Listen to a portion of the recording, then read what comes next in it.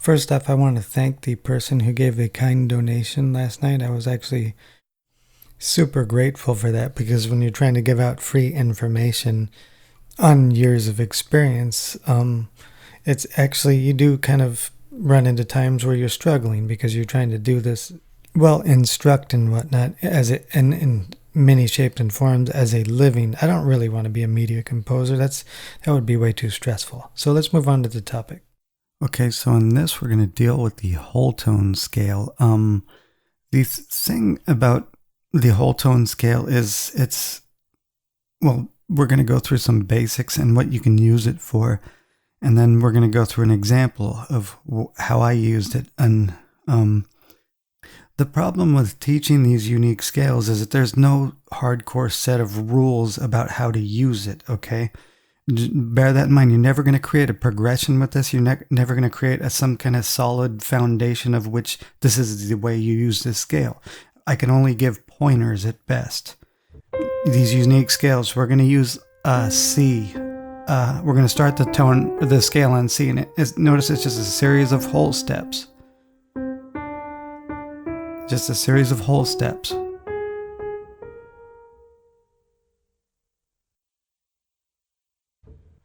There's only 2 chords you could literally form if you look at the spelling in triadic spelling.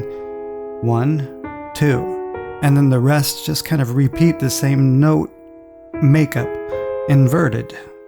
You put that C down at the bottom. You're down at your first chord, okay? So literally in triad based thinking, there's only 2 chords. With this particular spelling. So we're not going to call it a bunch of separate triads. We're not going to call that E augmented. There's no point. There's no point in over complexifying this. Now, here's something else. You're never going to get some kind of functional explanation move like this. You're going to have very disjunct movement that has no pull towards anything, okay? There's no pull towards anything, no tonal center, nothing. So this is you're going to get no functional chord progressions. So this scale you'll hear a lot, in this case we're dealing with film score harmony, is you'll hear it a lot doing you'll hear a harp glissandos a lot, for instance, doing something like, well, that's technically not a harp glissando, but you hear a lot of effects.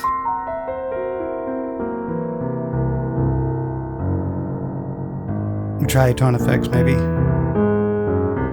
Okay, but you'll hear a lot of effects. We're going to call this an effect mood scale. And truthfully, you might even think of it as like a pandiatonic kind of thing, where anything goes, instead of revolving around like the augmented chords.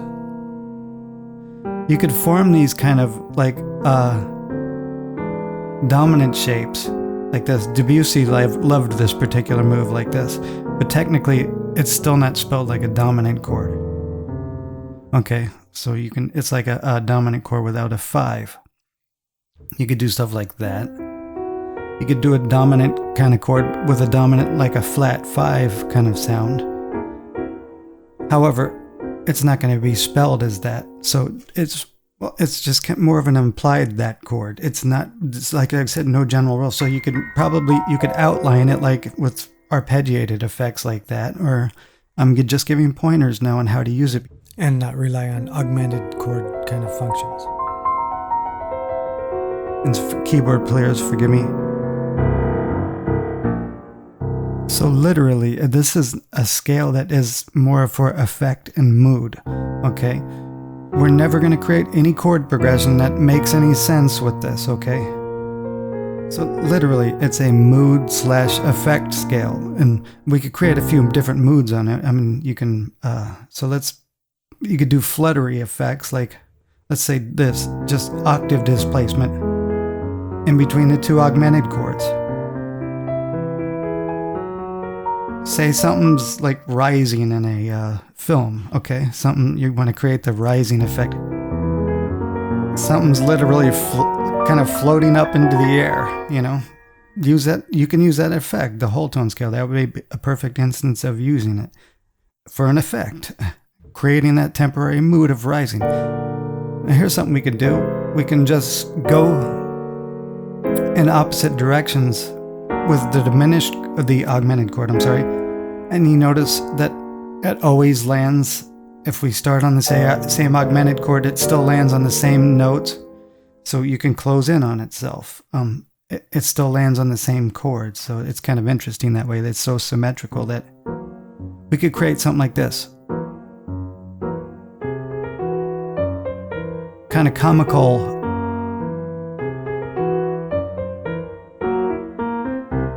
It's kind of a comical melody thing, but there's really it doesn't really have its tonal center per se, so. And it's alternating with that tritone kind of, what I always refer them to as boom chuck rhythm, which is just a funny term, so. Now, here's the other thing, is this scale can only be formed twice, okay?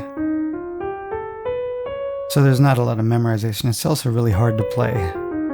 So again, I'm just giving you pointers on what you can do with it. There's no set rules here.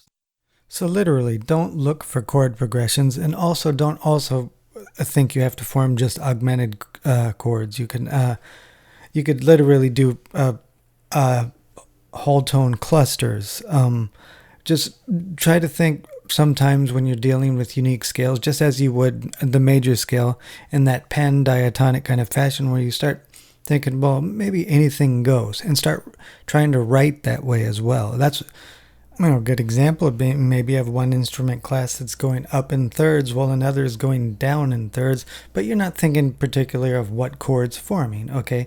This is effect. I mean, people do compose this way. In reality, they're not always stuck with what chord fits over the scale. So always keep that in mind whenever you use any scale. This is why I love Stravinsky's saying, when he was talking about writing the Rite of Spring, he said, I was just using my ear. I didn't really have a formula per se. So in the next one, we'll cover an example that uses this scale and uses that kind of thinking where I'm not all the time thinking about an augmented chord that is supposedly the chord that should fit the scale that you should always use. Chuck that rule out. I mean, use it whenever appropriate. And then remember, your aim with these unique scales is not to write, especially stuff like this, is not to write beautiful music. So you might as well just do a little bit of disjunctness too as well. It's literally just source material.